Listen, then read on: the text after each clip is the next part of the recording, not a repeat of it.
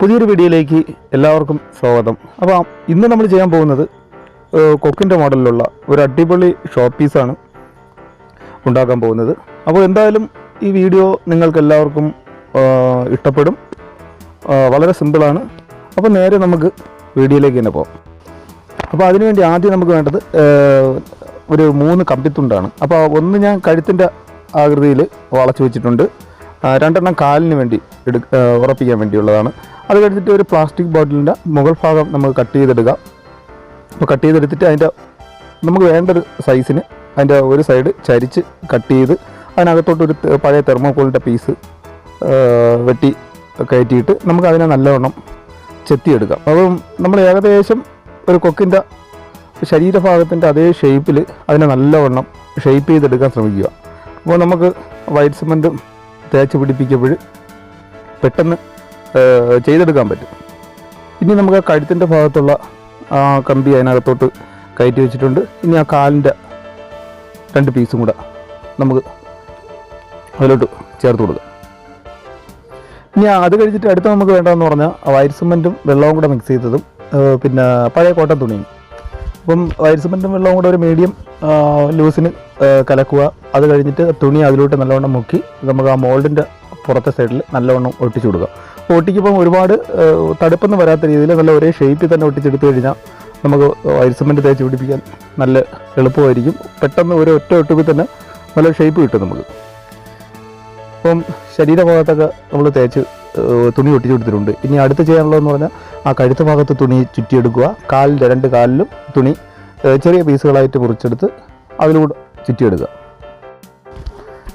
അപ്പം ഇതേ കണക്ക് തന്നെ തുണി എല്ലാ സൈഡിലും ചുറ്റിയെടുക്കുക. കാലിലും ചുറ്റിയിട്ടുണ്ട്. ഇനി അടുത്ത് ആ കഴുത്തിൻ്റെ ഭാഗം സെറ്റ് ചെയ്തേക്കുന്ന അവിടെ ആ കുപ്പിയുടെ ഹോളാണ്. അപ്പോൾ അവിടെ നല്ലവണ്ണം ടൈറ്റ് ചെയ്യേണ്ടത് പ്രത്യേകം ശ്രദ്ധിക്കുക. കാരണം അല്ലെങ്കിൽ ഉണങ്ങാൻ നേരത്ത് പെട്ടെന്ന് അവിടെ നല്ലൊരു ആട്ടം ഉണ്ടാവും, പൊട്ടിപ്പോകാൻ സാധ്യതയുണ്ട്. അപ്പോൾ അവിടെ കമ്പോ മരകഷ്ണമോ കൊണ്ട് നല്ലവണ്ണം കുത്തിഞ്ഞെടുക്കുക. അല്ലെങ്കിൽ തുണി അങ്ങോട്ട് ടൈറ്റ് ചെയ്തിട്ട് വൈറ്റ് സിമൻറ്റ് കട്ടിക്ക് ഒഴിച്ചു കൊടുത്താലും മതിയാവും. അതെല്ലാം കഴിഞ്ഞ് 24 മണിക്കൂർ ഉണങ്ങാൻ വയ്ക്കുക. അപ്പോൾ ഉണങ്ങിയതിന് ശേഷം നമുക്ക് അടുത്ത് വൈറ്റ് സിമൻറ്റ് പെട്ടെന്ന് തേച്ചെടുക്കാൻ എളുപ്പമാണ്.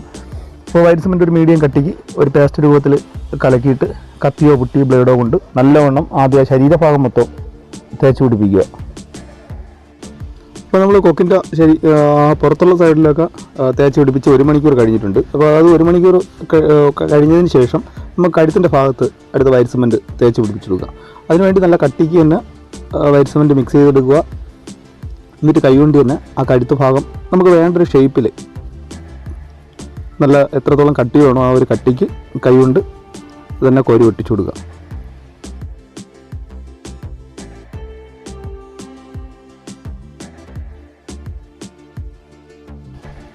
അപ്പോൾ കഴുത്ത് ഭാഗം ഒട്ടിക്കാൻ നേരത്ത് ആ തലയുടെ സൈഡ് വരുന്ന അവിടെ ഒരു കറക്റ്റ് ചെറിയൊരു റൗണ്ട് ഷേപ്പിൽ ഒരു കട്ടി കൂട്ടി ഒരു ഷേപ്പിൽ ഒട്ടിച്ചെടുക്കാൻ ശ്രമിക്കുക. അത് കഴിഞ്ഞ് ചുണ്ടിൻ്റെ ഭാഗത്തും കുറേശ്ശെ വിരൽ കൊണ്ടോ, അത് നിങ്ങൾക്ക് വിരൽ കൊണ്ട് ഒട്ടിക്കാൻ പാടാണെങ്കിൽ കയ്യിൽ ഗ്ലൗസ് ഇടാൻ പ്രത്യേകം ശ്രദ്ധിക്കുക. അപ്പം ചുണ്ട് ഭാഗമൊക്കെ ഒട്ടിച്ചേർന്ന് ഇനി അടുത്ത് കാലിൻ്റെ ഭാഗമാണ്. കാലിൻ്റെ ഭാഗവും നല്ല കട്ടിക്ക് തന്നെ ഒട്ടിച്ചെടുക്കാൻ ശ്രമിക്കുക. കാരണം നമ്മൾ കട്ടിക്ക് ഒട്ടിച്ചില്ലെങ്കിൽ പേപ്പർ ഇടാൻ നേരത്ത് ചില ഭാഗത്ത് ചുറ്റിയിരിക്കുന്ന തുണിയൊക്കെ വെളിയിൽ കാണാൻ പറ്റും. അപ്പോൾ അത് കാണാതിരിക്കാൻ നമുക്ക് നമ്മൾ ഉദ്ദേശിക്കുന്നതിനേയും കാട്ടി കൂടുതൽ കനത്തിന് ഒട്ടിച്ചെടുക്കാൻ ശ്രമിക്കുക.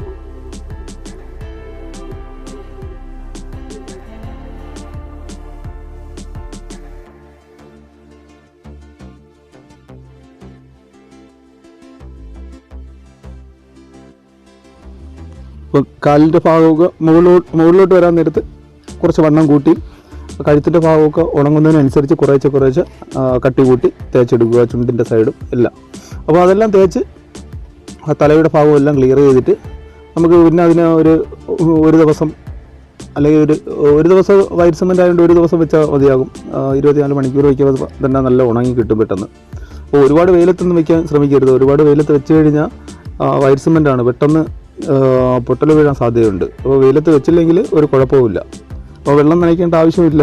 വെള്ളം വേണമെങ്കിൽ നിങ്ങൾക്ക് വെള്ളം നനയ്ക്കാം.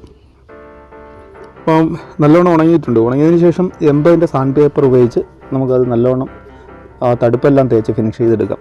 80ൻ്റെ പേപ്പർ ഇടപ്പം തന്നെ ഏകദേശം നല്ലൊരു ഫിനിഷിങ് കിട്ടും. അപ്പോൾ വീഡിയോയിൽ കാണുമ്പം തന്നെ നമുക്ക് മനസ്സിലാകും.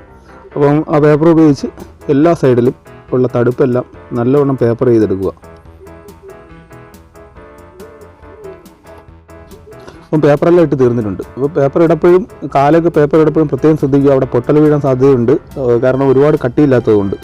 അപ്പം ഒരു പക്ഷേ നിങ്ങൾ പൊട്ടൽ വീണിട്ടുണ്ടെങ്കിൽ അറാൾ ഡിൽറ്റിൻ്റെ പശ വെച്ച് ആ പൊട്ടൽ വീണ അവിടെ ചെറുതായിട്ടൊന്ന് സ്ക്രാച്ച് ചെയ്തിട്ട് അത് വെച്ച് ഒട്ടിക്കാവുന്നേ ഉള്ളൂ. ഒട്ടിച്ച് കഴിഞ്ഞാൽ നല്ല ബലമായിരിക്കും.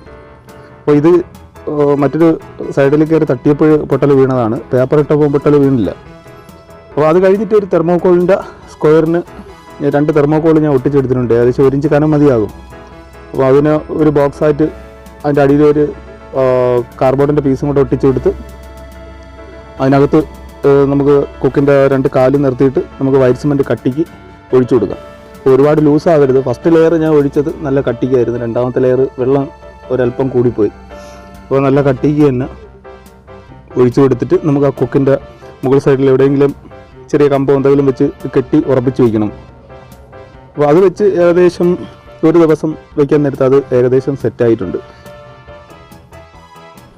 ഇനി അടുത്ത് നമുക്ക് ചെയ്യാനുള്ളതെന്ന് പറഞ്ഞാൽ നമുക്ക് അടിയിൽ വെച്ചിരിക്കുന്ന ആ പീസ് അതിനെ ചെറിയൊരു പലകയുടെ ഷേപ്പിൽ ആ മുകളിലത്തെ എൻഡ് ഭാഗം 4 സൈഡും വരുന്ന ഭാഗം നല്ലവണ്ണം ചരിച്ച് തന്നെ പേപ്പർ ഇട്ടെടുക്കുക.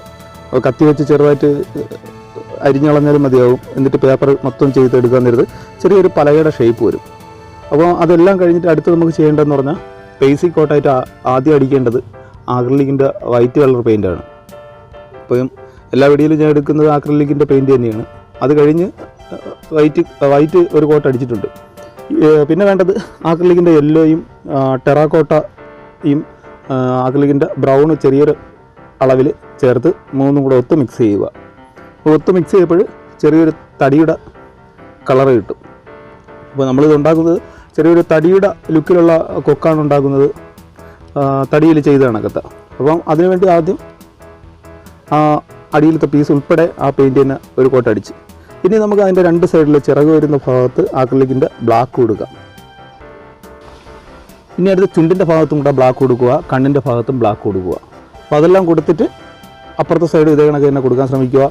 ഉണങ്ങിയതിന് ശേഷം ഒരു കോട്ട് ക്ലിയർ വാർണിഷും കൂടെ അടിക്കാൻ നേരത്ത് കാണാൻ നല്ലൊരു ലുക്കായിരിക്കും.